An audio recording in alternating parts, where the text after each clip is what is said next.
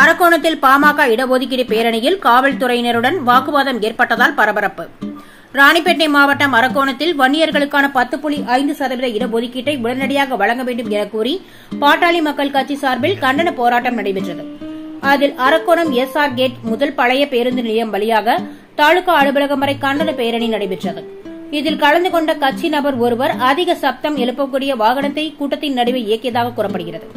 அதனை அங்கு பணியில் இருந்த காவலர் ஒருவர் வாகனத்தை ஆஃப் செய்து கொண்டு செல்லும்படி அறிவுரை வழங்கியதாக கூறப்படுகிறது. இதனால் ஆவேசமடைந்த அந்த நபர் காவலரை தள்ளி வாக்குவாதத்தில் ஈடுபட்டார். இதனை அடுத்து அங்கு பாமக கட்சியினர் கும்பல் கூடியதால் பெரும் பரபரப்பு நிலவியது. அதனைத் தொடர்ந்து அங்கு பணியில் இருந்த மற்ற காவலர்கள் உடனடியாக வந்து சமாதானம் செய்து சம்பந்தப்பட்ட காவலரை உடனடியாக வேறு ஒருவருடன் அங்கிருந்து அனுப்பி வைத்தனர். இதன் காரணமாக அப்பகுதியில் சிறிது நேரம் பரபரப்பு நிலவியது.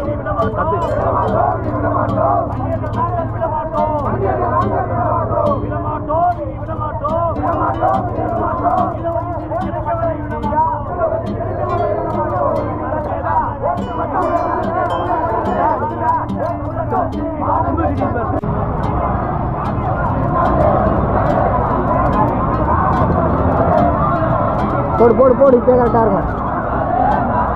சென்டரா போடுறா தம்பி சென்டரா போடுறா அது போடுறா இதுவும் கம்பெனிக்கோ அது அந்த கொஞ்சம் கல் அப்போ தான் க்ரௌட் நிறைய தெரியும். இதில் எப்படி இருக்கு